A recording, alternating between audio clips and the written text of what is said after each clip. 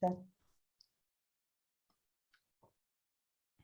Bien, ahora cuando termina la clase, antes de terminar la clase, ya les activo la revisión del parcial, ¿sí?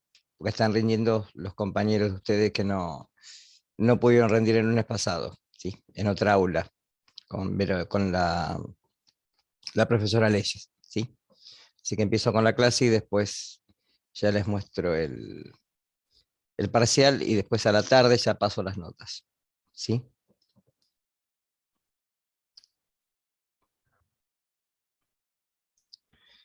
Comparto pantalla. Ahí estamos. Bien, ¿se ve el PowerPoint de fondo? Y sí, Sí, sí, bien. Bien, vamos a comenzar con virus, ¿sí? Em, Fíjense que por lo que vimos hasta ahora, nosotros ya hemos visto la presencia de microorganismos. Cuando vimos todos los parámetros físico-químicos, hablamos de bacterias, de hongos, parásitos. Los virus son una entidad totalmente aparte. Eh, Vamos a ver del desarrollo de la clase que no son formas de vida.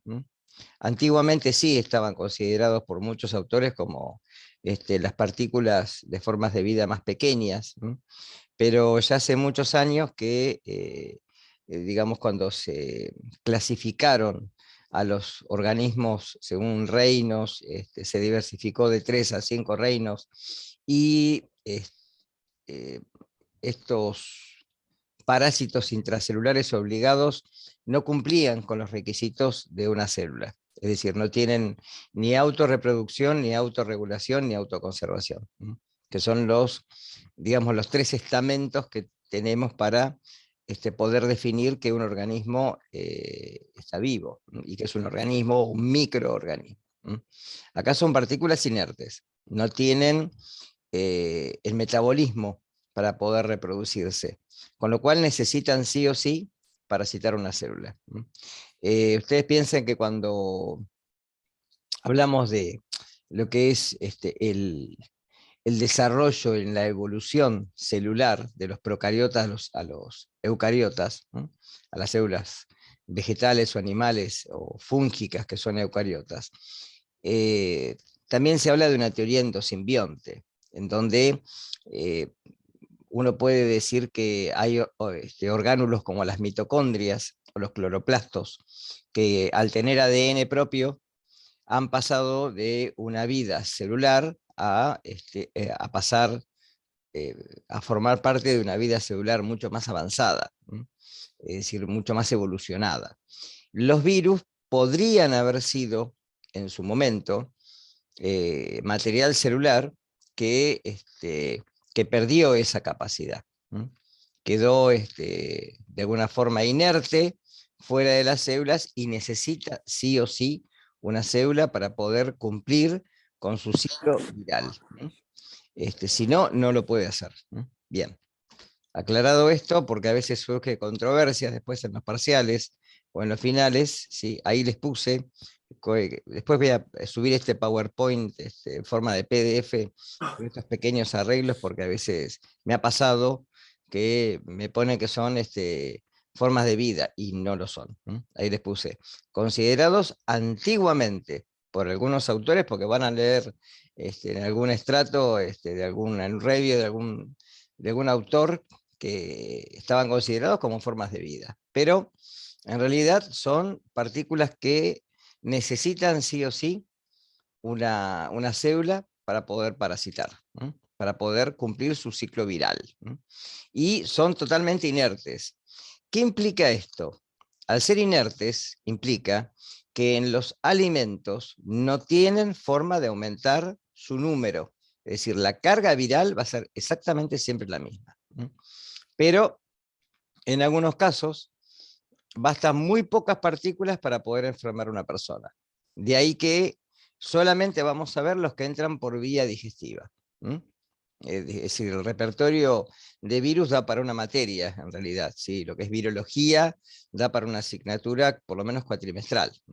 Esto es solamente una clase donde vamos a ver las generalidades de virus, y además vamos a ver algunas enfermedades, y de estas, ¿sí?, solamente las que son transmitidas por vía digestiva, nada más. Porque los virus se transmiten por distintas vías, por vía erógena, por ejemplo, bueno, el virus de la gripe, el virus del resfriado, por microgrotas de fluke, etc. Por vía parenteral, por ejemplo, el virus del HIV, el virus de la hepatitis B o hepatitis C, y por vía digestiva, por ejemplo, tenemos el virus que produce la hepatitis A, la poliomielitis o la gastroenteritis virales, que es lo que vamos a ver hoy. Es de ahí que necesitan sí o sí una célula para poder desarrollarse, para poder multiplicarse e infectar otras células, que es lo que hacen. De ahí les puse abajo, no cumplen con el concepto de vida, son totalmente inertes. Inertes quiere decir que no tienen, ¿sí?, forma de aumentar su número fuera de una célula que no sea específica. A ver, cuando yo estudié virología, que di la asignatura como materia, eh, prácticamente teníamos en cuenta y marcado que los virus no cruzan barreras de especies. Es cierto eso en el concepto de reinos, es decir, virus vegetales, virus animales, virus que infectan bacterias, no cruzan ese tipo de especies, no pueden. Pero estamos viendo en el escenario ya hace varios años de que hay virus incompletos que pueden completarse con otros genomas virales y han cruzado barreras entre, por ejemplo, virus animales. Ya tenemos en el escenario, fíjense, la gripe aviar, la gripe porcina y esta enfermedad que produce el COVID, que es uno de los parientes del SARS, ¿sí? Después vamos a tener una pequeña clase de esto que le voy a dejar grabada. Que en realidad son virus que han infectado a partir de una especie animal, por ejemplo, al ser humano. ¿De acuerdo? Entonces, por eso ese concepto hoy está medio difuso en relación a, obviamente, virus que infectan animales. Pero un virus vegetal no puede infectar a un animal, y un virus, un bacteriófago, son totalmente distintos, no pueden infectar a otras células. ¿Hasta acá quedó claro? ¿Sí? ¿Alguna pregunta? ¿Nada? Bien. Sigo. Entonces, eso es lo que no son. Vamos a ver lo que son. Son partículas que tienen un genoma formado o por ADN o por ARN, es decir, nunca los dos, ¿sí? Por eso no cumplen con el concepto de material celular, porque todas las células tienen ADN que se transcribe a moléculas de ARN y estas se traducen a proteínas, ¿sí? Ese es el dogma central de la biología celular y molecular. Si las moléculas de ADN se replican, pueden autoduplicarse. Ese es el concepto de, digamos, de formación de tejidos, etc. Eso lo han visto en biología. Pero justamente estas partículas o tienen ADN o tienen ARN, nunca los dos. Y además tienen proteínas que protegen a ese ácido nucleico de la acción de las nucleasas, que generalmente están en el citoplasma. Con lo cual estas partículas que generalmente vamos a ver que las que infectan por vía digestiva son virus que solamente tienen esto, un material genético, pueden tener alguna enzima, alguna replicasa, alguna transcriptasa, alguna integrasa, es decir, proteínas que se necesitan para la infección, ¿sí?, dentro, junto con el ácido nucleico, y por fuera una estructura de proteínas que es la cápside. Un segundo, un minutito.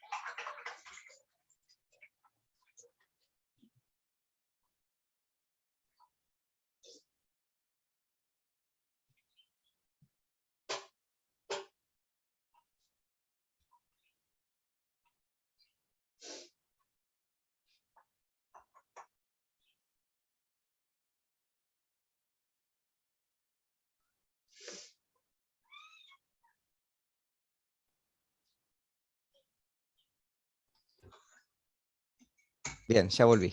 Bueno, entonces, repito, los virus que se transmiten por alimentos son desnudos. ¿Qué quiere decir que sean desnudos?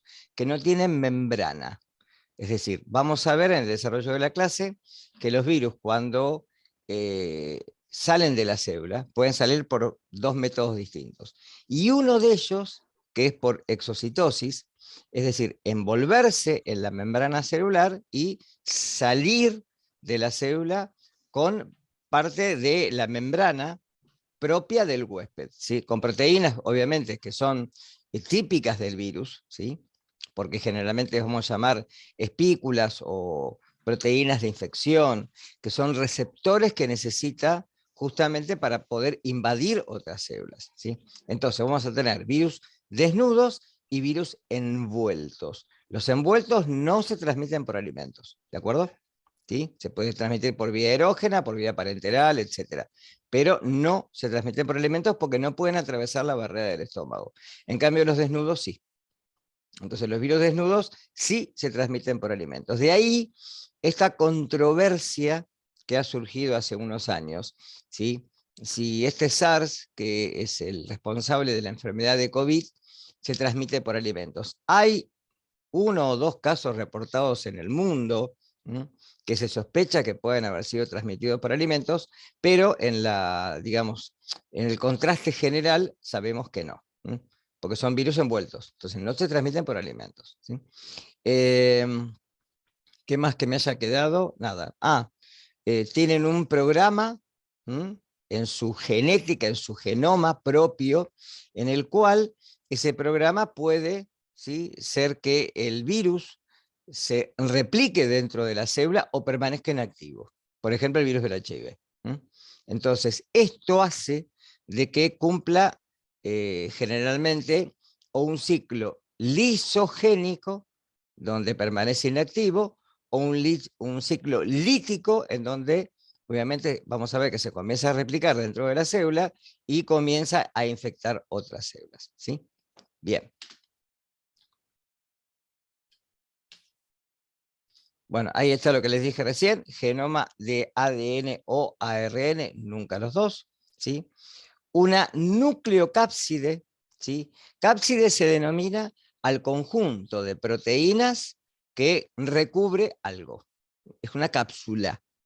Entonces podemos tener en algunos casos una nucleocápside y una cápside, en muchos de ellos. Por ejemplo, los rotavirus, que se entiende como si fuera una rueda de una carreta, tiene una estructura que cubre al genoma y una, ¿sí?, por fuera, que cubre la nucleocápside. Con esto, obviamente, pueden entrar en el organismo, infectar células, ¿sí?, porque son proteínas que tienen receptores, y luego, ¿sí?, salir de la célula con proteínas propias, ¿sí? Ahí está lo que les dije, de que son también algunos envueltos, es decir, que tienen una membrana, justamente, que la membrana es celular, pero hay proteínas virales codificadas por el genoma viral, que son generalmente glicoproteínas, que son las que emplea generalmente para la infección, para poder absorberse a la célula y luego poder penetrarla. Por esto que justamente necesitan una célula receptora, y que esa célula receptora sea exclusiva o específica del tipo de virus y justamente el tipo de órgano también que va a infectar. Eso también es muy importante. Por ejemplo, ahí les puse la hemaglutinina, es un ejemplo, es uno de los ejemplos, ¿sí? Por ejemplo, el virus de la influencia o el virus de la gripe. El virus de la gripe, se recuerdan que muchos años se habló de N1H19, justamente la H era de hemaglutinina, y la N de neuroanimidasa. Son proteínas que necesita justamente o que emplea para poder infectar. ¿Preguntas hasta acá? Porque fíjense que es totalmente distinto a lo que vimos hasta ahora. Es un capítulo aparte. Ahí también les agregué que los virus que tienen membrana son menos estables que aquellos que no las tienen, porque obviamente es una membrana lipídica que es sensible a muchos detergentes, a muchos agentes orgánicos como el éter, por ejemplo, ¿sí? Y por otro lado, tampoco pueden atravesar la barrera estomacal. El pH generalmente del estómago puede hacer de que estas membranas se lisen, y luego justamente las proteasas estomacales, ¿sí? La pepsina, pueda degradar las proteínas y directamente, ¿sí? No pueden atravesar el ambiente estomacal, ¿sí? Debido al pH del estómago. También les agregué que los virus que infectan generalmente por vía digestiva son virus desnudos, ¿sí? Atraviesan la barrera, ¿sí? Digestiva, penetran por los enterocitos, ¿sí? Algunos también pueden reproducirse en la faringe, como el virus de la polio, y desde ahí que producen lo que se llama viremia, es decir, aumento de la carga viral.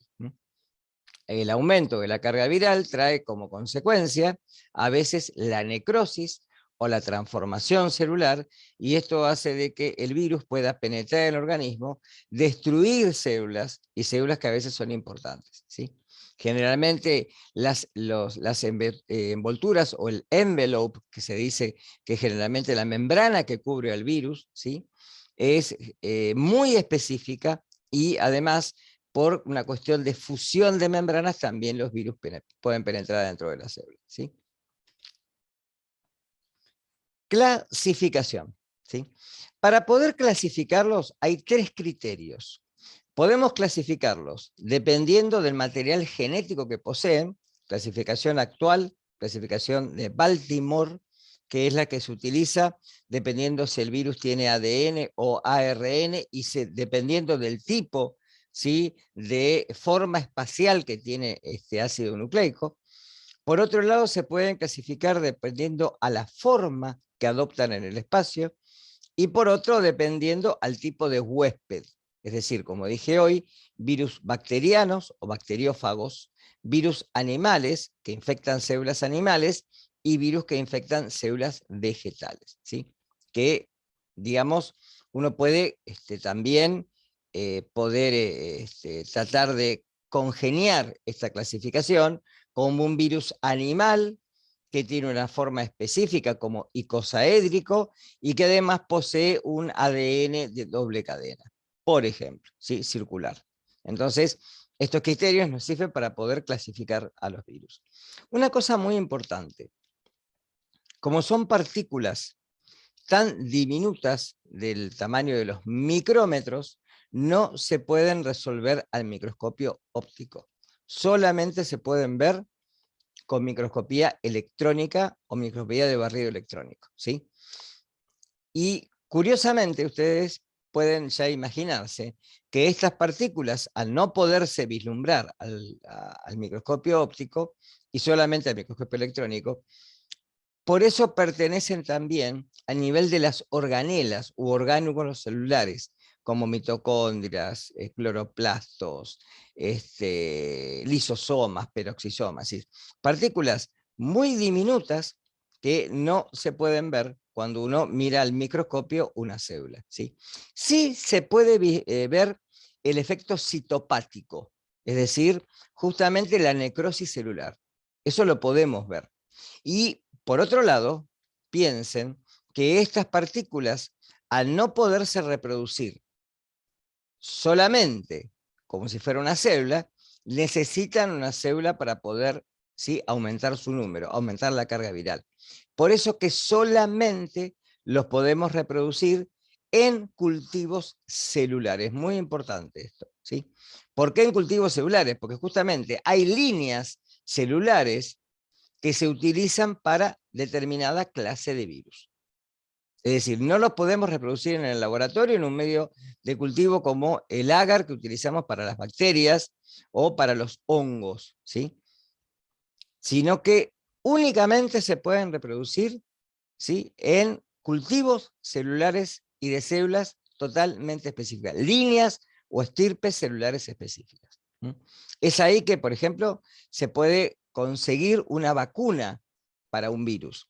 El desarrollo que se ha hecho a nivel farmacéutico e industrial para justamente esta enfermedad que es el COVID, refleja este propósito.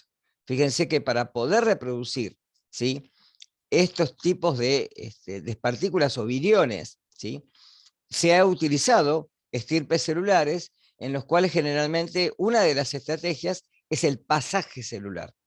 Haciéndolo pasar por líneas celulares se logra atenuar el principio de infección viral.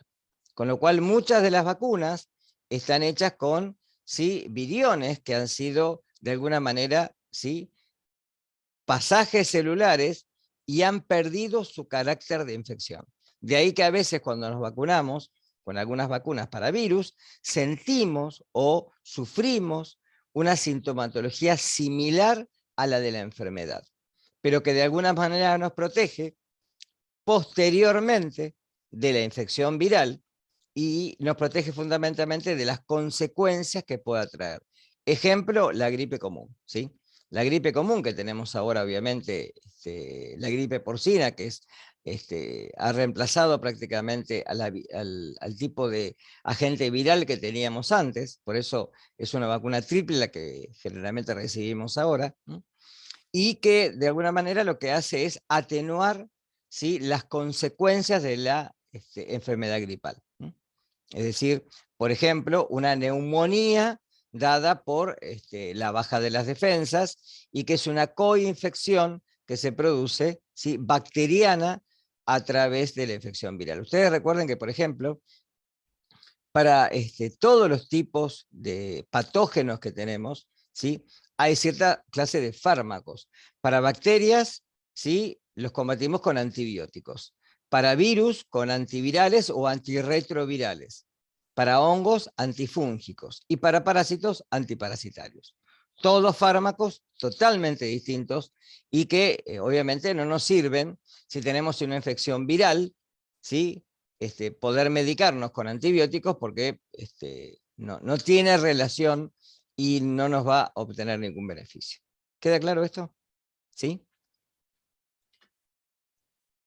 Acá tienen el criterio de Baltimore, que les mencioné hoy, en donde dependiendo del tipo de genoma y de ácido nucleico, puede ser ARN o ADN de simple cadena o de doble cadena, pueden ser de uno que habla el ADN de extremos soldados, o de generalmente a veces cuando se hace el virus del HIV tiene justamente una proteasa que cliva, ¿sí?, corta los extremos del ADN que se forma por retrotranscripción y luego puede infectar una célula e integrarse en el genoma. A diferencia, por ejemplo, de los adenovirus, que sí entran dentro del núcleo, pero que permanecen en forma satélite, con lo cual la célula cuando se duplica, ese genoma viral se pierde. En cambio, los virus que se integran en el genoma, cuando la célula se duplica justamente también el genoma viral, ¿sí?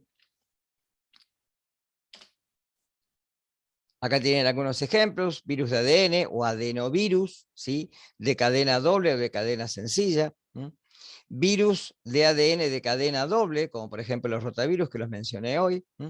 O virus de cadena sencilla de polaridad positiva o polaridad negativa.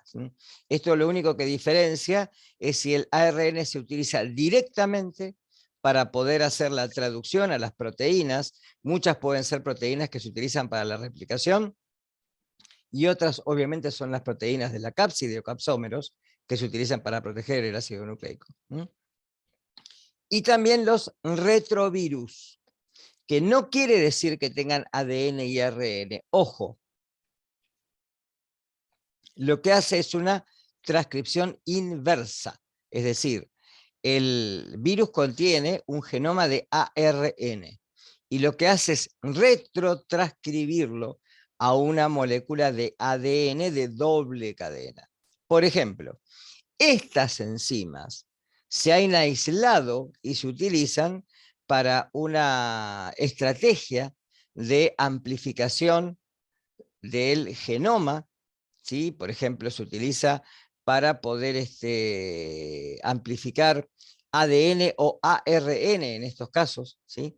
De estirpes celulares que están infectadas, o también se utiliza para hacer clonación, o para hacer, por ejemplo, lo que se llama fingerprinting o huella dactilar, ¿sí? De un individuo o de un fósil, ¿sí? Y que es una metodología que nos ha avanzado en muchísimos años en lo que es el fenómeno de clonación, ¿sí? Porque a partir de una molécula de ARN y un ARN mensajero, uno puede retroescribirlo a una molécula de ADN de doble cadena. El método de PCR, que es el método que le estoy diciendo, o reacción en cadena de la polimerasa, es el método que se utiliza desde los años 80, gracias a Kary Mullis, que es un investigador que desarrolló esta metodología y que hoy en día es una metodología, por ejemplo, gold standard para todo lo que es criminalística. Acá tienen según la forma, ¿sí? Virus icosaédricos. Son pequeñas partículas con formas de cristales, o ¿sí? La suma de prismas con aristas que se pueden ver por cristalografía. O virus helicoidales, es decir, un helicoide, como el virus del mosaico del tabaco. También hay virus envueltos, que a veces tienen una estructura totalmente amorfa, y dependiendo también de esta forma es como los podemos clasificar. ¿Está? Acá les puse virus icosaédricos sin envoltura, que tienen la forma esta de cristales, virus helicoidales sin o con envoltura, y los virus generalmente envueltos, que tienen esta forma que a veces nos recuerdan a pequeñas, muy pequeñitas, ¿sí? Materiales que podrían ser celulares, pero recuerden que no son células. Estos que están acá, que estoy mostrando con el cursor, son bacteriófagos, virus que infectan bacterias, ¿sí? Que pueden ser helicoidales, pueden ser icosaédricos, o pueden tener esta forma, los virus de ADN o bacteriófagos de ADN, en donde tienen una estructura de una cabeza, un cuello y una cola, en donde estas, ¿sí? Proteínas se utilizan para fijarse a la membrana y poder inyectar directamente, como si fuera una jeringa hipodérmica, el material nuclear. Y así poder infectar las células. Hay virus muy pequeños, como los picornavirus, virus mucho más grandes, como por ejemplo el virus del herpes, ¿sí? Que generalmente tiene la consecuencia del herpes labial o el herpes genital, que son de la misma familia, y que son virus con un tamaño de, digamos, mucho mayor, como 100 nanómetros. Los más chiquitos son de 20, 30, 40 nanómetros. ¿Sí? Fíjese que estamos de nanómetros, ¿sí? 1 × 10⁻⁹ metros. Es decir, totalmente invisibles, como dije hoy, al microscopio óptico, solamente por resolución de microscopía electrónica de barrido. Etapas de infección viral, ¿sí? Ojo que no es lo mismo que ciclo, ¿sí? De vida, porque recuerden que no están vivos. Entonces tienen que cumplir una serie de etapas para poder infectar. Por ejemplo, muchas de las estrategias que se utiliza para controlar la infección por HIV, ¿sí? El virus de la inmunodeficiencia humana, necesita, ¿sí? De alguna manera el virus cumplir con todas estas etapas, Y justamente los fármacos que se administran, ¿sí? Ese cóctel que se da de fármacos, es para poder frenar alguna de las etapas de infección viral, ¿sí? Alguna o todas. ¿Cuáles son esas etapas? La primera es la de anclaje o adsorción, que no es lo mismo que absorción. Lo mismo absorber que absorber, ¿sí? Acá es un proceso en el cual los receptores celulares propios para la estirpe celular que va a ser infectada, ¿sí? Son justamente totalmente específicos o estereoespecíficos de las proteínas de infección viral. Por eso es un proceso físico-químico, en donde siempre tiene que haber un receptor que medie este proceso. Por ejemplo, en la faringe, en el intestino, en los virus respiratorios, en generalmente el tracto respiratorio, etc. Pero justamente necesitan un receptor. Ahí les puse, por ejemplo, receptores típicos, ¿sí? Como ejemplos. Receptor CD4. Recuerden que CD es clon diferencial, ¿sí? Que son receptores de las células T que justamente utiliza el virus para poder absorberse a las células T de la defensa, ¿sí? Es así que justamente estos receptores que son específicos son los que le permiten la penetración posterior al virus a la célula, ¿sí? Linfocítica de defensa, ¿sí? Los receptores ICAM, o sea, moléculas de adhesión intracelular, que justamente, por ejemplo, tenemos el típico en el tracto respiratorio, como mencioné recién, ¿sí? Que son los del resfriado común. O receptores de inmunoglobulinas, ¿sí? Ustedes recuerden que las inmunoglobulinas son de 5 clases: IgA, IgM, IgG, IgE y IgD. Las IgD, inmunoglobulina D, son receptores que se permanecen generalmente, ¿sí? Anclados a la célula. Y son receptores que después les permiten, por ejemplo, mecanismos de defensa. El virus de la polio, por ejemplo, puede entrar por estos receptores, ¿sí? ¿Claro hasta acá? ¿Alguna pregunta? ¿Nada? Entrada o penetración. Acá tenemos varios caminos, varias posibilidades, ¿sí?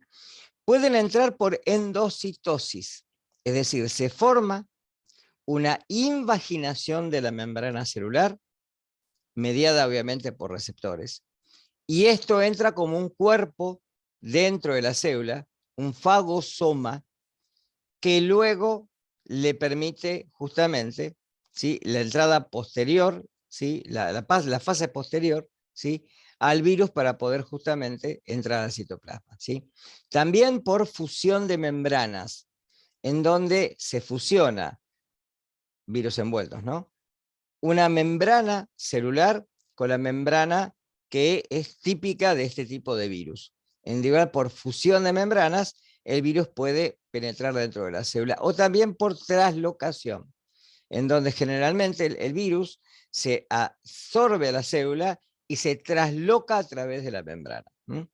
Pasa a través directamente de la membrana por traslocación, como si fuera, ¿sí? Muchas veces, una proteína, con lo cual puede pasar a través de la membrana, ¿sí? Por ejemplo, el virus de la polio, que ya lo vamos a ver posteriormente.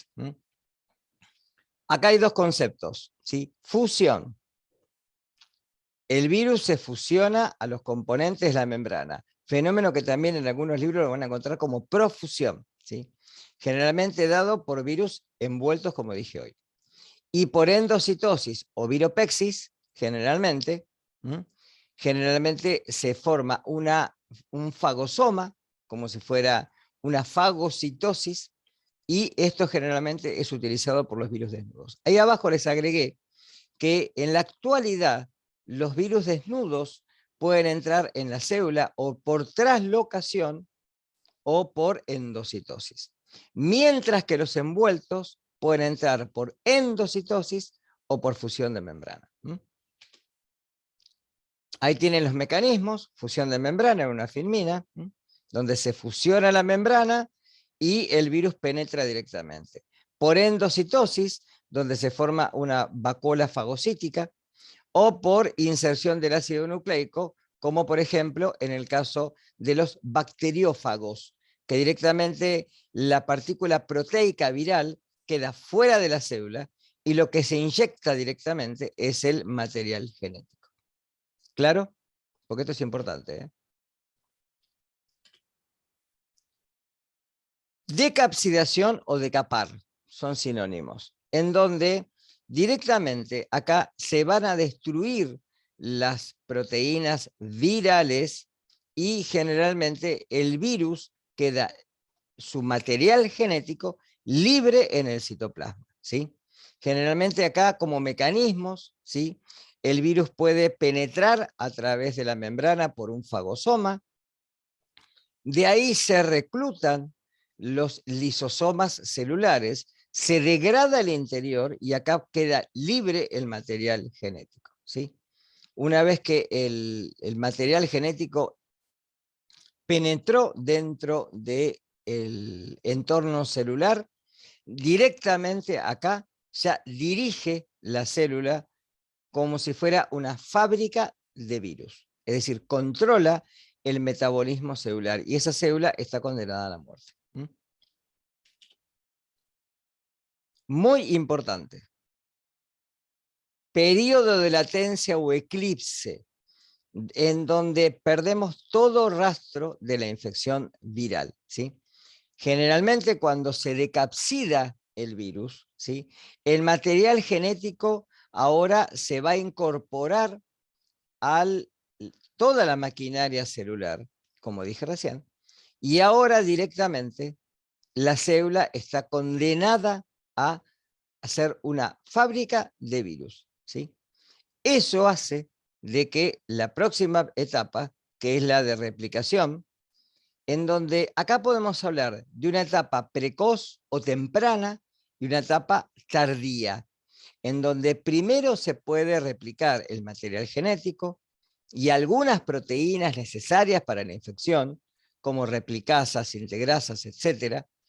Y luego el mismo material genético sirve para la transcripción de un ARN que dirige la síntesis de proteínas virales. Es así que se detiene todo el proceso normal celular y la célula ahora es directamente una, ¿sí?, fábrica de proteínas y material genético viral. En la etapa tardía es en donde generalmente se producen los capsómeros, las proteínas de la cápside y de la nucleocápside, y es en donde directamente en la etapa posterior y última se da el ensamblaje del material genético con las proteínas virales y proteínas de infección que generalmente se denominan espículas, ¿sí? Estas proteínas son las que se van a adherir a la parte interna de la membrana plasmática y que hacen de que el virus salga por exocitosis, llevándose parte de la membrana celular, ¿sí? De ahí las altas tasas de mutación que tenemos generalmente con los virus envueltos, ¿sí? El escenario lo vemos ahora con esta enfermedad que es el COVID, en donde ¿sí?, tenemos varias, ¿sí?, estirpes virales distintas que tienen distintas características, ¿sí? Por ejemplo, la variable que tenemos ahora, que es la Omicron, la que tenemos en el escenario, que es la menos letal, la menos nociva y la más benigna, ¿sí? Pero es la última que tenemos en el escenario y para la cual todavía no hay vacuna. ¿Estamos hasta acá? En esta etapa, en la última, acá sí tenemos efecto citopático, en donde se puede ver desde la necrosis celular hasta procesos oncogénicos, en donde el virus generalmente puede causar la presencia o la aparición de tumores. Acá les puse, los virus no se multiplican en los alimentos, no son como las bacterias o los hongos, que sufren multiplicación celular, ¿sí? Por otro lado, y algo muy importante, que no recalqué hasta ahora y que lo voy a decir ahora. Ustedes recuerden que para que haya una infección viral, el virus tiene que penetrar en la célula. Y es así que es presentado en los receptores del sistema mayor de histocompatibilidad clase 1, ¿sí? Por eso son, ¿sí?, parásitos intracelulares obligados que al ser presentados por una célula como un material infectado, esa célula es atacada por el sistema citotóxico o por las natural killer cells. ¿Quedó claro? Importante esto, ¿eh? Ahí tienen el efecto citopático, ¿sí? En células Vero. Fíjense, una célula normal y una célula infectada, en donde se ve el efecto necrótico o citopáctico, ¿sí? Es decir, la necrosis, ahora lo voy a aclarar, recuerden que es un proceso normal, ¿sí? Entonces, células salvas, por ejemplo, el HPV es el virus del papiloma humano, o Human Papilloma Virus, ¿sí? En donde este virus puede dar cáncer de cuello de útero o, o cáncer uterino, ¿sí? En donde este virus, una vez que penetra en la célula, hace de que la célula pierda el control natural de reproducción celular. Ustedes recuerden que el ciclo celular tiene una etapa que se llama G1 o gap, intervalo. En esta etapa, la célula no se divide hasta que, por algún efecto, ¿sí?, aumenten las ciclinas, las proteínas que se denominan ciclinas, y directamente la célula pase a la etapa S o la etapa de amplificación del ácido nucleico, ¿sí?, y luego la etapa G2 para directamente donde hay algún pequeño control celular, en donde la célula acá ya está dada para el proceso de reproducción o mitosis, ¿sí? Justamente una célula tumoral es la que pierde el control del ciclo celular, en donde una célula ahora se divide continuamente y forma lo que se llama un tumor o masa tumoral. ¿Quedó claro? Por eso la transformación, por ejemplo, por este tipo de virus, ¿sí? También el virus del HIV trae el informe de Hurkit, que es algo similar. Acá tienen lo que les dije hoy. Efecto citopático, que se denomina necrótico, y apoptosis. Dos mecanismos de destrucción celular totalmente distintos. Cuando uno habla de apoptosis, es muerte celular programada, en donde las células, ¿sí?, que ya están condenadas en algún momento de su ciclo de vida a desaparecer, a reemplazarse, como por ejemplo células del epitelio, que se descaman y son reemplazadas, ese efecto es normal, ¿sí? Es normal, totalmente normal. Pero el efecto necrótico es dado generalmente por, ¿sí?, procesos que no son normales. Ejemplo, una infección viral. Acá tienen filminas que le muestran lo que acabo de decir recién: la absorción o fijación, la penetración, la pérdida de la envoltura, ¿sí?, o decapsidación o decapar, la replicación del material genético, la transcripción de proteínas que son capsómeros o nucleocápside, el ensamblaje y la liberación.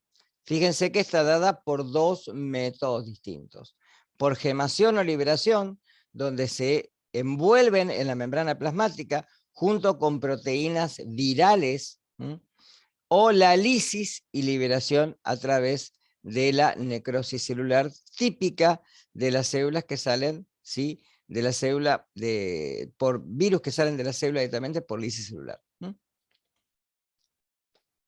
Una filmina que muestra el tiempo en el cual generalmente hay un tiempo de latencia, ¿sí?, y periodo de eclipse, en donde perdemos todo rastro del virus en la célula, y luego en donde comienza la etapa de replicación viral y de liberación de virus a través del entorno celular.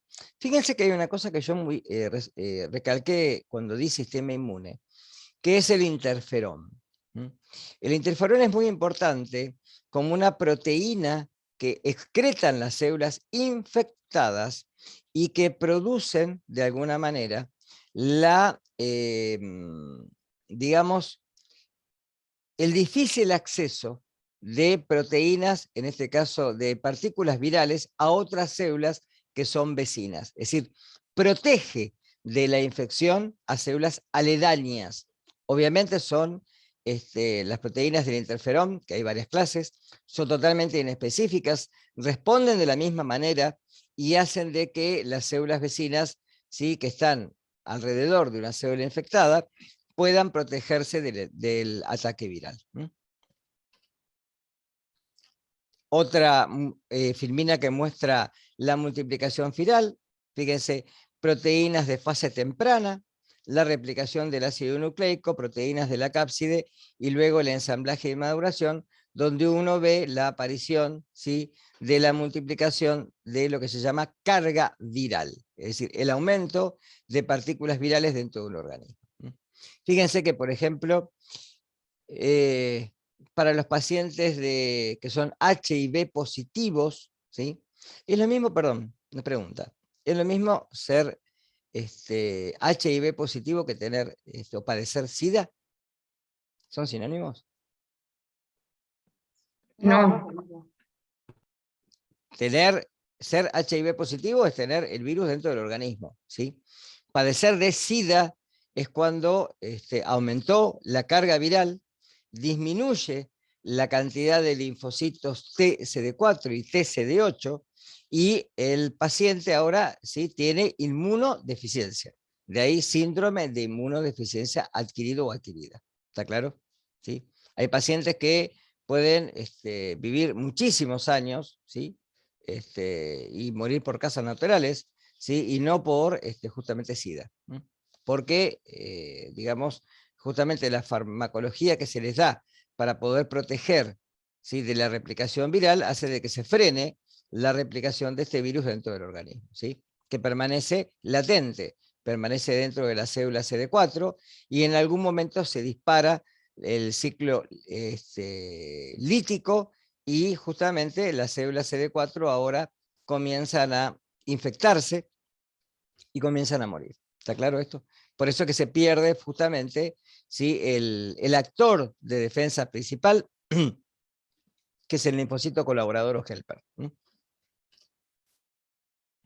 Ahí tienen justamente las proteínas que llamamos espículas, que son glicoproteínas virales, que luego que el virus es encapsulado, se utilizan para la reinfección, ¿sí? A la partícula viral que se elimina también se la puede denominar virión, ¿sí? Y es la partícula completa, con su genoma, ¿sí?, nucleocápside y cápside, y generalmente las partículas, las espículas o proteínas de infección viral. Acá tienen otra filmina que les muestra exactamente lo mismo. Y los efectos de una infección viral. Por ejemplo, la muerte celular. La muerte celular generalmente se da cuando las células que son infectadas se eliminan por necrosis celular, por ejemplo, el virus de la polio, los virus del epitelio respiratorio. En el virus de la polio vamos a ver que es muy importante porque estas partículas virales tienen tropismo o tienen, digamos, quimiotaxis por justamente las células de las astas anteriores de la médula espinal. De ahí que producen una parálisis motora. El virus de la hepatitis B, por ejemplo, que produce o puede producir lo que se llama hepatocarcinoma. Muy importante acá, muy importante, que justamente la partícula viral no es la que produce el efecto necrótico, sino que como las partículas virales son presentadas en el sistema de histocompatibilidad clase 1, estas células son reconocidas como células infectadas y son atacadas por el sistema inmune. De ahí la destrucción celular, ¿sí?, que es como si fuera, entre comillas, una enfermedad autoinmune. No es autoinmune, pero es el ejemplo que uno les puede dar para que lo puedan entender. Entonces, acá las células son destruidas por el sistema inmune. transformación celular, ¿sí? Acá el virus lo que hace, y esto presten mucha atención, las células tienen lo que se llaman protooncogenes. Son genes supresores de tumores. Es decir, las células nuestras pueden perder el, digamos, el delicado control del mecanismo de replicación celular. Pero en algún momento, ¿sí?, cuando un virus infecta una célula, puede insertarse en estos protooncogenes y transformarlos en oncogenes. Con lo cual ahora la célula, como dije hoy, pierde, ¿sí?, el paso del ciclo celular y se divide constantemente, formando masas tumorales. Ahí tienen ejemplos, ¿sí? El virus del papiloma humano, que ya lo había mencionado, con el cáncer de útero, el virus de la hepatitis B con el hepatocarcinoma o carcinoma hepatocelular, el virus del Epstein-Barr, que trae lo que se llama el linfoma de Burkitt, ¿sí?, o carcinoma nasofaringeo, o el virus de las células T, que son los HIV o HTLB, que es la misma familia, ¿sí?, el 1 y el 2, ¿m?, que son los que traen justamente la leucemia T del adulto. ¿M? Entonces, fíjense que acá hablamos de transformación, procesos oncogénicos, ¿sí?, tumores, que normalmente traen como consecuencia, ¿sí?, el desarrollo de cáncer en el individuo. Virus que infectan bacterias, ya los mencioné hoy, que tienen esta estructura de cabeza, cuello y cola, en donde al infectar la célula inyectan el ácido nucleico dentro del citoplasma, ¿sí?, que las proteínas acá no penetran, como diferencia, Una ¿no? pregunta. Sí. Esta forma de actuar del virus que tiene, en que algunas veces va replicándose por células que van infectando otras o que produce la necrosis por el Sí. sistema inmune, ¿son dos formas diferentes? Depende del tipo de virus. No todos los virus traen como consecuencia la transformación celular, ¿sí? Algunos traen Claro. efecto citopático, otros pueden traer un leve efecto, como el virus del resfriado común, por ejemplo, ¿sí? Y otros pueden traer directamente, ¿sí?, lo que se llama la transformación celular. Va a depender del tipo de virus, del tipo de genoma viral y el tipo, digamos, de especie, ¿sí?, viral, que justamente, por ejemplo, el virus de la hepatitis A es muy poca casual que traiga cáncer celular.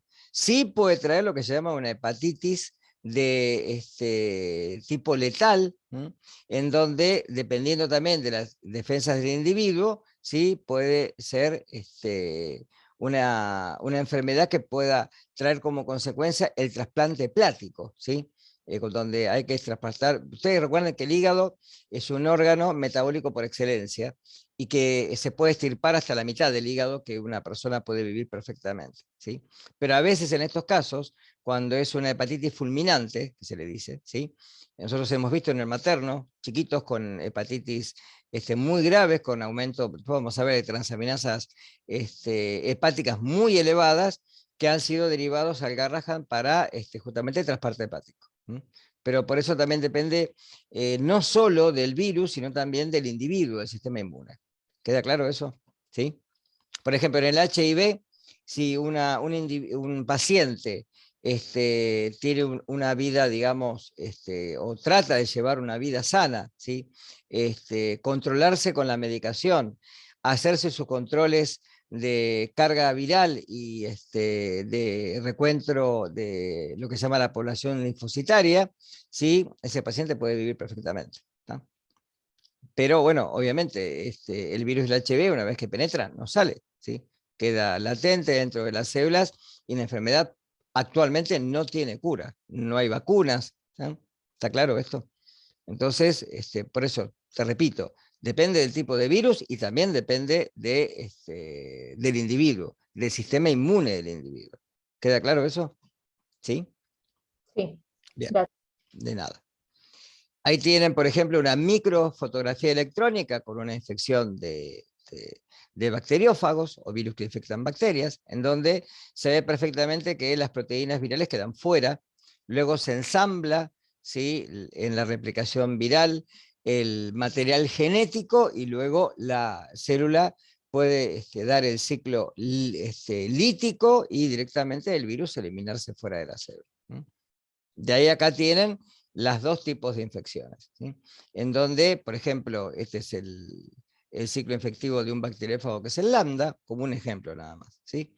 En donde es el virus, una vez que inyectó su ADN dentro de la célula, puede permanecer latente, ¿sí? Y en algún momento el ciclo lisogénico transformarse en un ciclo lítico, o directamente ser un ciclo lítico. Entonces, esto todo depende del genoma viral, no de otra cosa. El virus del HIV, virus del SIDA, fíjense que es un virus envuelto, no se transmite por alimentos, ojo, no se transmite por alimentos. Se transmite solamente por vía parenteral. O sea, contacto directamente, por ejemplo, en el semen tenemos leucocitos, y esos leucocitos pueden estar infectados. Con lo cual, la infección puede ser por jeringas que tienen material infectado, puede ser directamente por transfusión, ¿sí? Por eso que generalmente las bolsas que se utilizan para hacer transfusión de sangre, uno de los requisitos es, además de la anamnesis del donante, hacer la prueba para HIV. ¿De acuerdo? Se puede transmitir también por vía del parto, a través de la sangre madre a hijo en el momento del parto, pero es un virus envuelto. Es un virus envuelto que tiene la particularidad de tener esta transcriptasa reversa o inversa. Es un virus de ARN que duplica esta molécula de ARN, una molécula de ADN doble, y luego, después van a ver un video que les dejo en la plataforma para ver el ciclo, y para ver justamente el ciclo viral y tener idea de un ejemplo de lo que es el ciclo viral.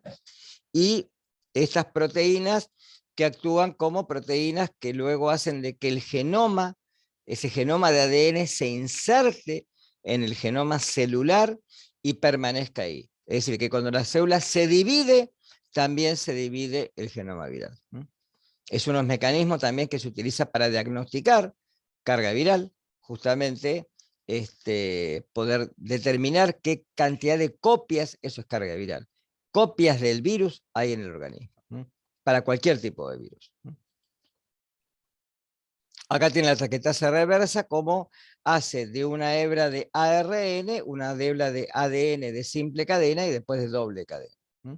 En donde esta proteína es la que justamente se utiliza para la infección. Es una de las proteínas principales, junto con una proteasa y una integrasa, que son proteínas que acompañan la infección viral. Bien, alimentos. Poliomielitis, una patología que prácticamente está erradicada del planeta igual que la viruela, ¿sí? Ojo, viruela y varicela son dos cosas distintas, y recuerden eso. La viruela está erradicada del planeta, no hay casos, ¿sí? Fíjense que hace poco escuchamos, no sé si han escuchado los medios de información, que ha habido casos de sarampión, que es una enfermedad eruptiva que también prácticamente ha sido disminuida, ¿sí? O prácticamente casi erradicada del escenario médico. El virus de la poliomielitis es una patología que prácticamente, ¿sí?, ha sido erradicada gracias a las vacunas para la polio, pero que hay algunos casos, ¿sí?, todavía por falla de los planes de vacunación o fallas en justamente el proceso de inmunización a través de vacunas, ¿sí? Pero hay vacunas para este virus, ¿de acuerdo? Es de la familia Picornaviridae, es un virus muy chiquito, es del género de los enterovirus o poliovirus, es un virus, fíjense, de ARN de 20 a 30 nanómetros, ¿sí? Estamos hablando, ¿sí?, de 10 a la menos 9 metros, ¿sí? Son muy chiquititos, tiene una cadena sencilla, ¿sí?, de ARN, y justamente se replican en el citoplasma celular. No tienen envoltura, de ahí que justamente, como un virus desnudo, puede atravesar la barrera digestiva, y se transmite únicamente por vía de contacto fecal-oral, ¿sí? Es por fecalismo. Es decir que este es el tema de personas que puedan estar infectadas, ¿sí? Recuerden que la infección no se manifiesta en personas que están vacunadas, ¿no? Con lo cual, sí, el llevar generalmente a los utensilios o a los lugares en donde se preparan alimentos, ¿sí?, puede traer como consecuencia el desarrollo de la enfermedad. Normalmente afecta a niños, de ahí que ustedes fíjense, después búsquenlo por favor como deber, en el calendario de vacunación, ¿sí?, en qué momentos se da la vacuna para justamente la polio, que es la Sabin oral, ¿sí? Es la vacuna que se da actualmente. La vacuna que primero surgió en el escenario, ¿sí?, para evitar la infección de este virus, es la vacuna Salk, ¿sí?, que es una vacuna de virus tratados con formalina. Hoy en día es un virus atenuado que se pasa por repliques celulares y es la vacuna Sabin oral, que son esas gotitas que se le dan a los chiquitos. Sí, creo que la primera es al mes de vida y después fíjense que en el calendario hay revacunación para aumentar justamente el proceso de inmunización, ¿sí? Acá como ejemplo, ¿sí?, y como ejemplo principal para cualquier tipo de infección viral, ¿sí?, en la mayoría vamos a tener lo que se llama viremia, que es el aumento de la carga viral. Es decir, el virus penetra en el organismo, acá por vía digestiva. La primer viremia la produce en el tejido linfoide de la faringe, o la primera replicación, ¿sí? Y de ahí toma dos caminos. Algunos son deglutidos, ¿sí?, y pasan directamente al tubo digestivo. Y otros, por el sistema linfoide, pasan a la circulación general. Cuando llegan a la vía digestiva, lo que son deglutidos, llegan a las placas de Peyer. Ahí se da la infección de los ganglios, ¿sí?, se replican y es lo que se llama segunda viremia, en donde acá aumenta, ¿sí?, notablemente la carga viral. Por estas dos vías es como llegan al sistema nervioso central, porque tienen tropismo o, digamos, receptores para las células nerviosas. ¿De acuerdo? De ahí que esta preferencia por las células neuronales hace de que se dé un fenómeno de degeneración y desaparición de la cromatina nuclear de las células neuronales de las astas anteriores de la médula espinal, ¿sí? Este fenómeno cromatolítico produce la necrosis celular, ¿sí?, y esto tiene varias etapas que va a depender fundamentalmente del tipo de infección del sistema inmune y de varios factores.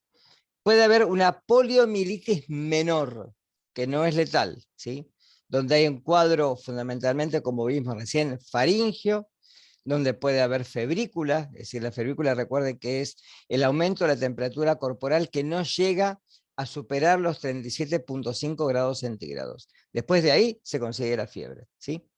Puede haber anorexia, malestar general, o sea, síntomas muy vagos.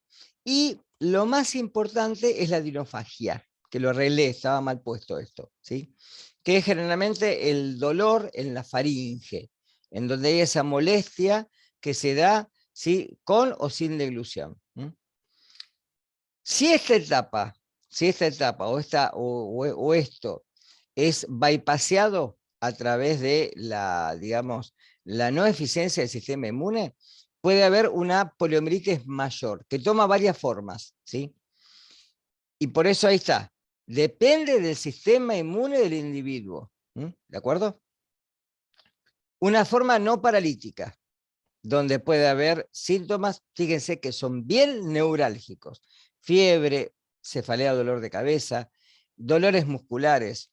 Puede haber parestesias, es decir, parálisis de parte del organismo, que puede ser, ¿sí?, una o varias, o sea, por eso parestesias o hiperparestesias. Puede haber hiporexia, puede haber náuseas. Fíjense que son todos síntomas del sistema nervioso, ¿sí? Puede haber también rigidez de nuca, que a veces se lo confunde con una meningitis, por eso se hace generalmente punción lumbar para análisis de cefalorraquídeo, que obviamente va a dar negativo porque no es bacteriano, ¿sí? Pero acá se conservan los reflejos, muy importante, y es recuperable. O puede haber una etapa paralítica, que es lo mismo que la anterior, pero en donde acá se pierde justamente, o se abolen los reflejos y se da una parálisis motora de los miembros generalmente inferiores. Esta enfermedad, si causa esto, es una parálisis de por vida. No tiene vuelta atrás. ¿Quedó claro? ¿Sí? También puede haber una parálisis vulvar, muy rara, pero que puede ocurrir, en donde hay signos muy bien neurálgicos, encefálicos, donde hay también parálisis del paladar blando, puede haber dificultad, obviamente, no solo en la deglución, también en el habla, y generalmente acá los síntomas son bien superiores. Esta parálisis vulvar, como complicación, ¿sí?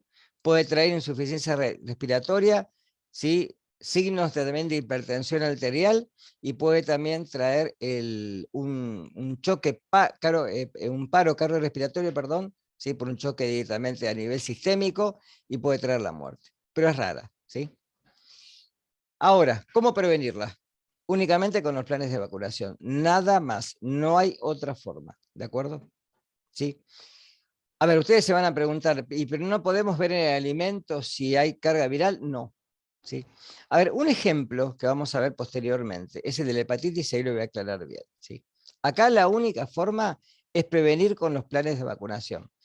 Yo el año pasado estaba leyendo en un review, en un paper norteamericano, que a pesar de que hoy se da la vacuna Sabin oral, para tratar de aumentar la eficiencia de inmunización, se estaba probando, no me acuerdo en qué quedó esto, ¿sí? No había una definición, ¿sí? Tendría que buscar información actual, pero que se quería dar la coinmunización con la vacuna Salk, ¿sí? Que la vacuna Salk, ¿sí? Se da a lo que se llamaba antiguamente, ahí está, a virus muertos, ¿sí? Que es producida con virus vivos atenuados, ¿sí? La vacuna Sabin oral, ¿sí? Es la vacuna que se da hoy en plaza en nuestro país. Después busquen en el calendario escolar, el calendario de vacunación, perdón, cuándo se da.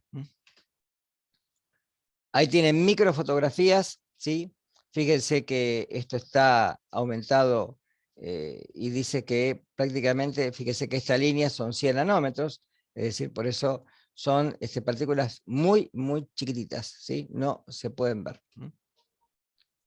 Microfotografías por cristografía de rayos X, fíjense que esto está aumentado 350.000 veces para poder verlo, para que tengan una idea. Bien, virus de la hepatitis A, ¿sí? También las familias picornaviridae. También son virus muy pequeños, fíjense de 27 a 28 nanómetros, pertenecen a lo que se llaman hepatovirus o heparnavirus, ¿sí? Son familias parecidas. Acá se ve bien lo que es la figura de un icosaedro, como si fueran prismas, ¿sí? Que están ubicados en forma de dar la presencia de aristas, y que estas partículas son las que van a penetrar también por vía digestiva. Y fíjense que tienen un RNA monocatenario, es una sola proteína en la que se forma, y después se cliva para formar los diferentes caxómeros, ¿sí? Son virus que, como cualquier partícula viral, con tratamientos térmicos suficientes, se eliminan. Fíjense, calentamiento 85 a 100 grados, 5 minutos, o a 60 grados, 1 hora.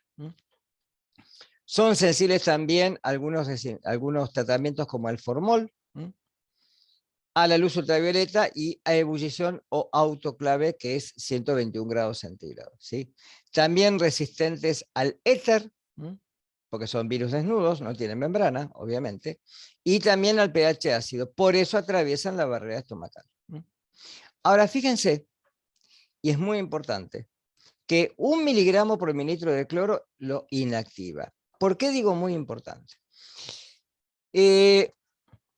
Es un virus que se transmite por alimentos y también por el agua.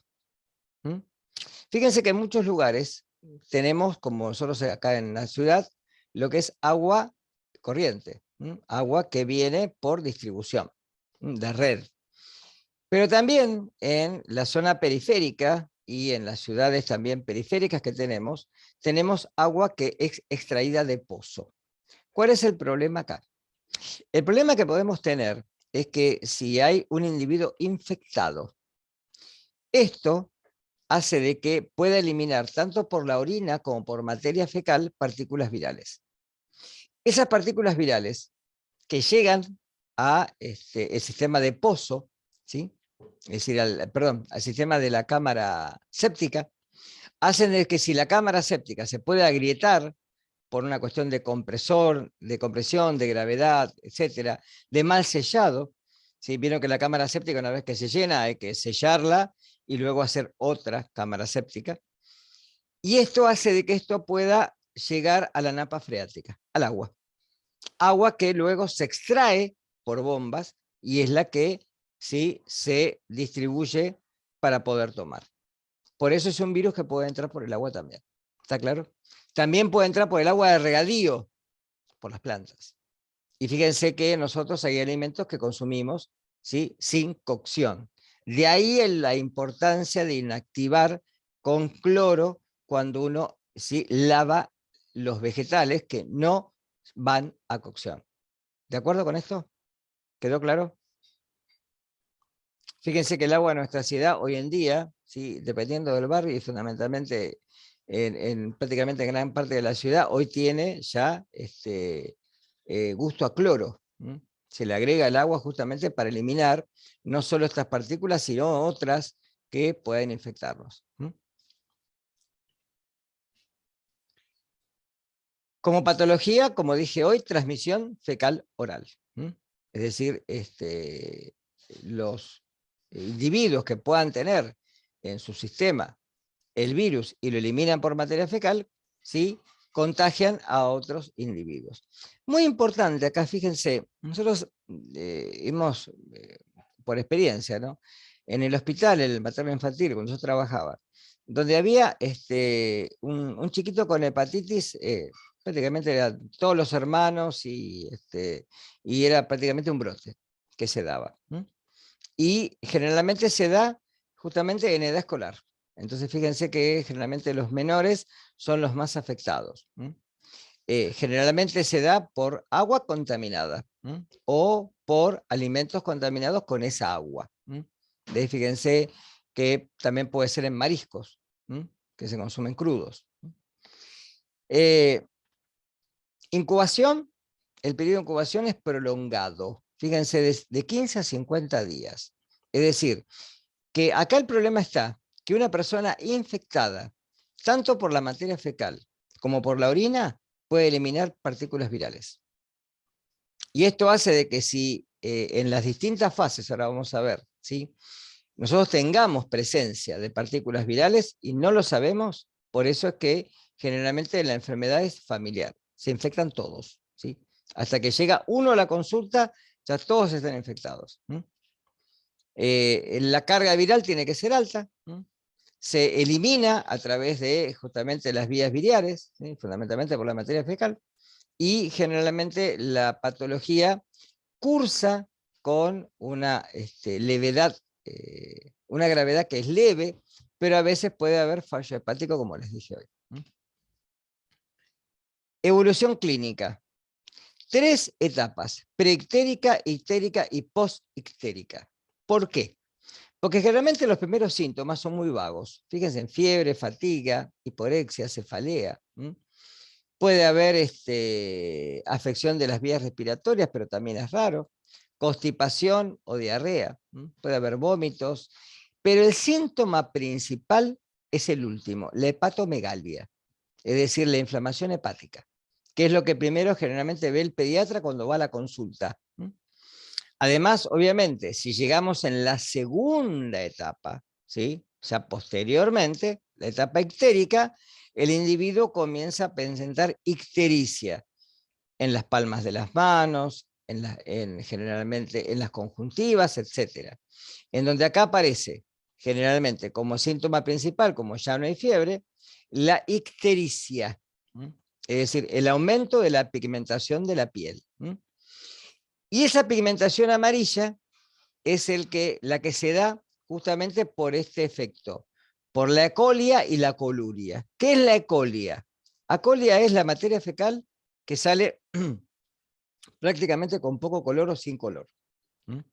Ustedes recuerden que la materia fecal se da porque la digestión de los alimentos, ya en la vía digestiva, en la vía del intestino, ¿sí?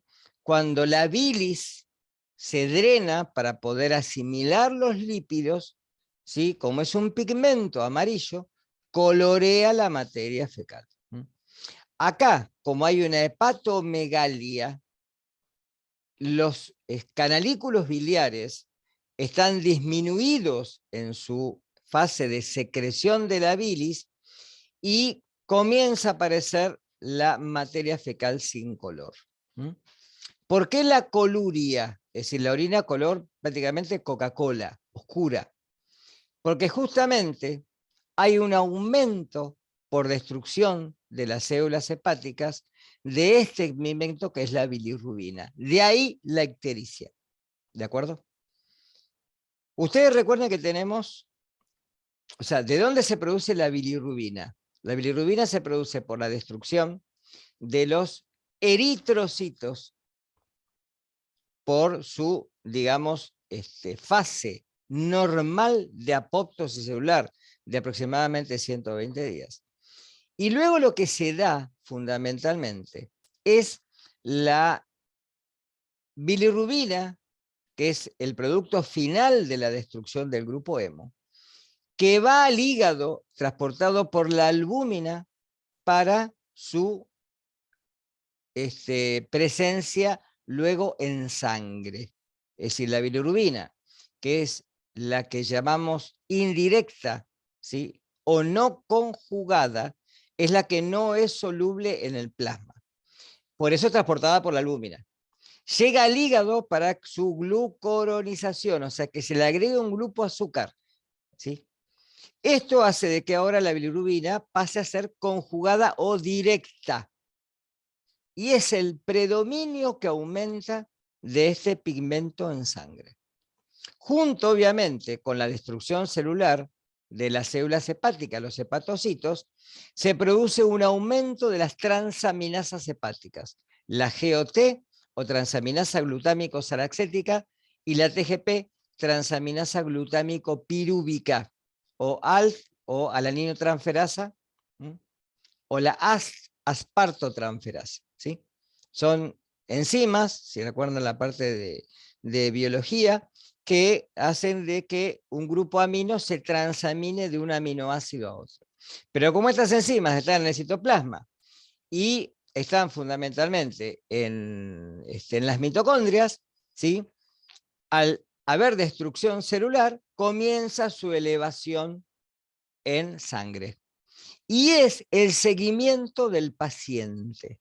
Cuando un paciente tiene, ¿sí?, hepatitis, lo que se hace es primero hacer búsqueda de pigmentos biliares en la orina, ¿sí? Si esos pigmentos biliares, que eso se hace por guardia, dan positivos, directamente se los cita posteriormente para hacer el dosaje de transaminasas y bilirrubina, y se los sigue durante el periodo, ¿sí?, de convalecencia para verificar el daño hepático. De ahí que si hay una hepatitis fulminante, como les dije hoy, ¿sí?, el criterio es trasplante hepático.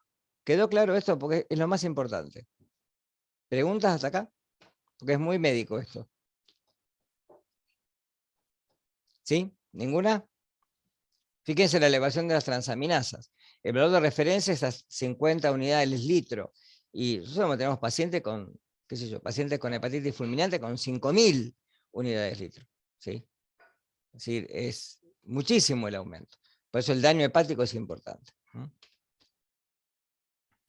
Forma de prevención, temperatura. Fundamentalmente cocción o cloración de los alimentos que no vayan a ser directamente, ¿sí?, de alguna manera, ¿sí?, llevados a cocción, ¿sí? Un minutito, un segundo.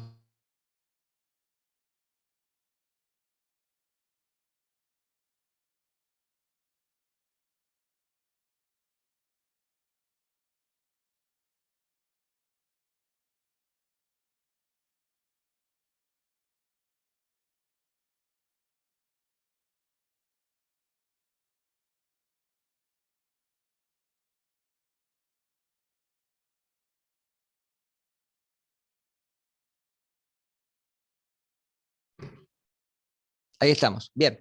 Entonces, como forma de prevención, obviamente, lo principal es la vacunación. ¿Cuál es el problema? No está en el calendario. Es una vacuna que es como la del meningococo, que uno tiene que adquirirla y aplicársela, ¿sí? Debería de estar, ¿sí?, en forma obligatoria para los manipuladores de alimentos, ¿sí?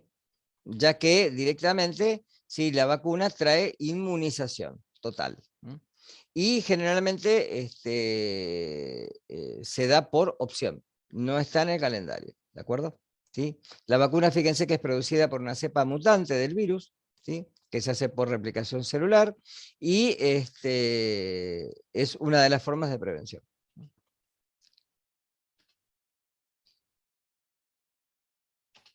Ahí pasó, bien. Bien, ya para ir cerrando, ¿sí? Gastroenteritis viral, ¿sí? Otro tipo de patología dada por cierta clase de virus. Acá no hay uno solo, ¿sí? Puede haber rotavirus, calicivirus, el virus de Norwalk, etcétera, ¿sí? Son virus que se van a replicar directamente en los enterocitos, ¿sí? Como por ejemplo los que dije hoy, los rotavirus, ¿sí? Fíjense que tienen un genoma de ARN, que es segmentado. Son generalmente virus que traen gastroenteritis en infantes, menores lactantes o menores de 5 años, es decir, de 3 años, ¿sí? Y generalmente en algunos casos requiere hospitalización, ¿sí? No medicación, ¿sí? Acá generalmente no se da, pero sí se da reidratación por vía oral por el tema de la diarrea, ¿sí? Es una patología que generalmente se da también por el consumo de alimentos contaminados con materia fecal, ¿sí? O también por el consumo de agua, ¿sí?, o elementos marinos que no hayan sufrido cocción. Generalmente lo que hacen los rotavirus es infectar y necrotizar células epiteliales generalmente del intestino. Esto produce generalmente un reemplazo de las células, ¿sí? Puede haber mala absorción también de... Recuerda que esto ya lo vimos en muchas bacterias, pero acá es viral.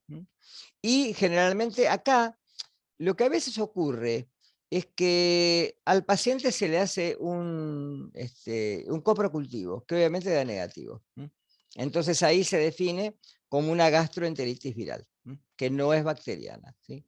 Generalmente es una patología que se autolimita rápidamente, puede traer algunos síntomas como deshidratación, fiebre, etcétera, pero la única forma de poder diferenciarla es con un coprocultivo, que normalmente les voy a decir que en nuestro medio no se hace, ¿sí?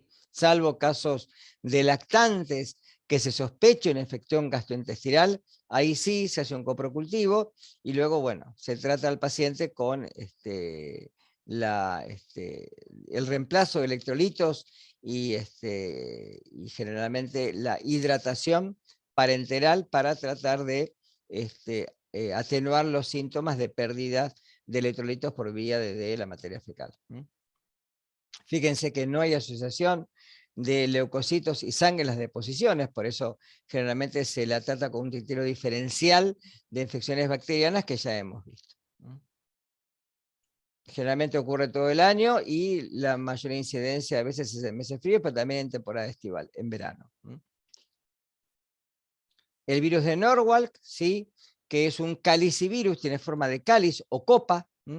A veces se da también por la presencia, como les dije recién, de mariscos crudos o pobremente cocidos, ¿sí? Y generalmente ocurre todo el año. También es por contacto fecal oral o por vía de alimentos contaminados con materia fecal.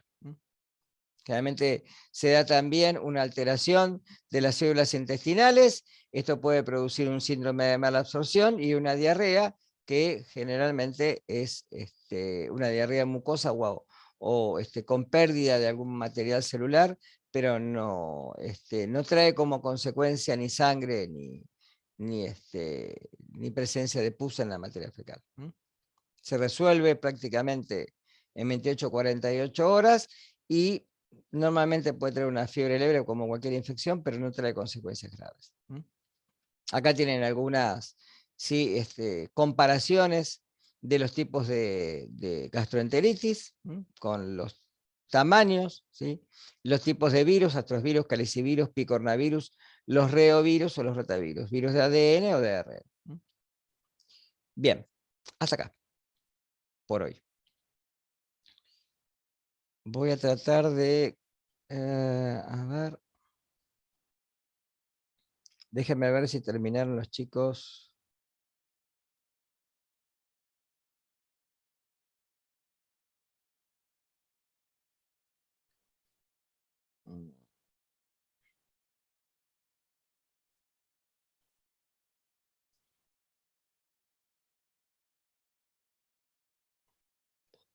Sí, ya terminé.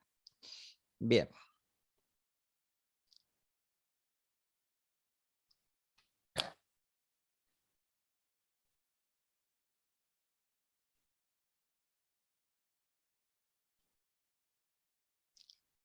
Un minuto.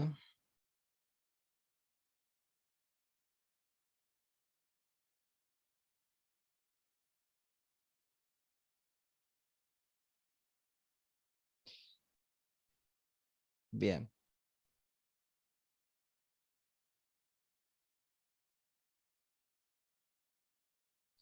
Bueno, ahí les puse para que puedan ver el parcial, ¿sí? ¿Se ve en el fondo?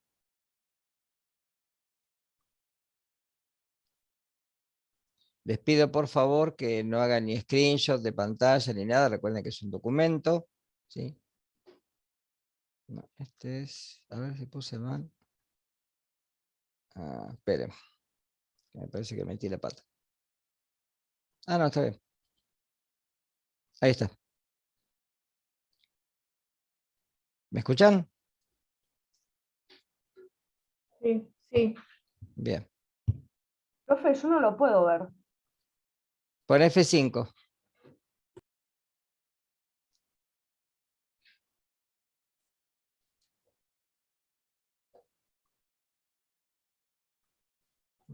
Buscar uno cualquiera. No, tampoco, no me deja. Para que voy de vuelta, a ver. ¿Alguien lo puede ver? ¿O vos sos vos sola? No, yo tampoco puedo. Puedo Sí, ver yo el tampoco. parcial, pero no la revisión, digamos. Me aparece No, solo. está bien, no, está bien. Esa la me suyo. Para. Mira que tengo que cambiar algo. En texto, si fuera correcta, respuesta correcta. Un minuto, ¿eh?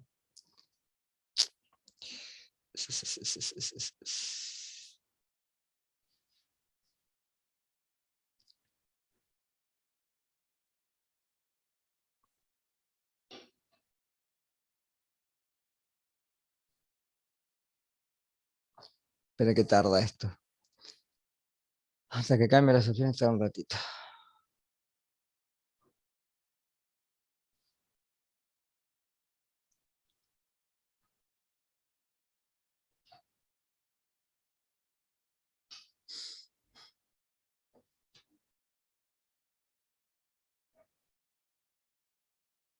Una pregunta, Daniel. Yo soy de comisión 1, ¿lo voy a poder revisar? Porque el viernes no me puede conectar. Pues tengo que hacer lo mismo.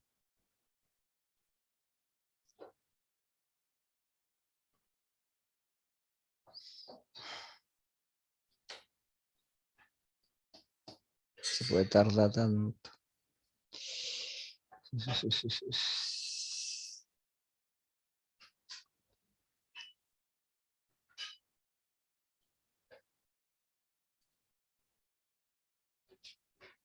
Sigue dando vuelta ahí.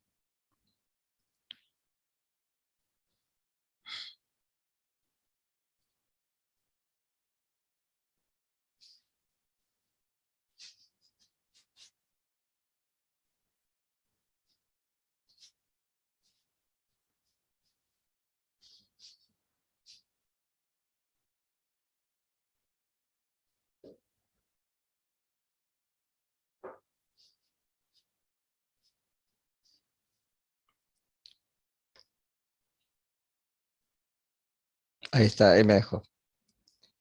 Fíjense ahora los de la comisión 2 y 3, si pueden. Yo creo que sí. Y ahora voy a este.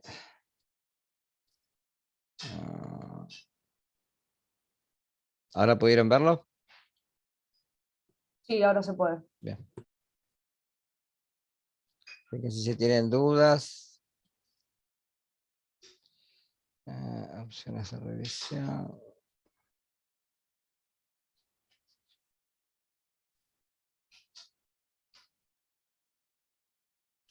Y el de la comisión 1 ya está. Sí, ya está. Fíjate. Fíjense si lo pueden ver. Yo voy a tratar de entrar acá. Calificaciones. Por porcentaje.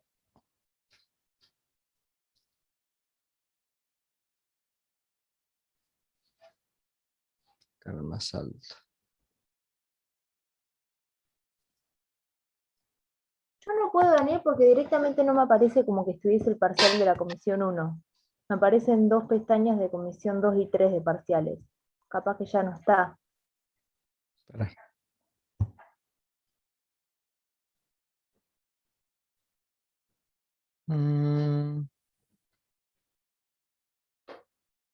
No, si está, dice primer parcial, comisión 1, y no está oculto ni nada, fíjate. Y ahí lo disculpan. Sí, está.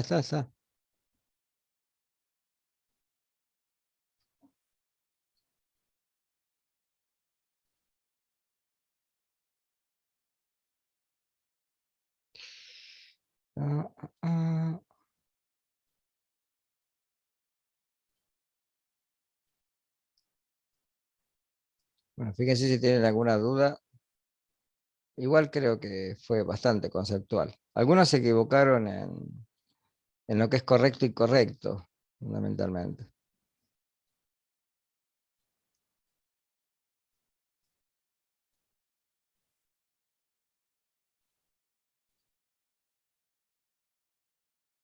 Ahí estoy viendo uno, bueno, que tiene el 100%, que está todo bien, ¿no?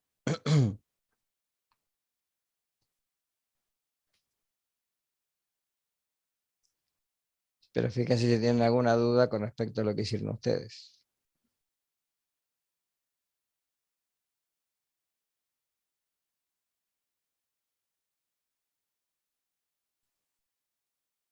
Recuerden no sacar el screenshot, por favor.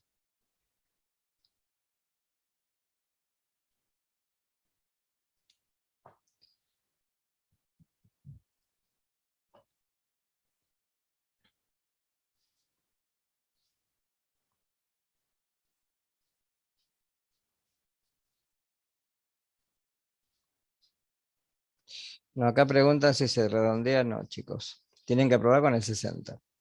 No hay redondeo. Porque aparte no es el 60, es todo lo que falta para el 100, ¿no?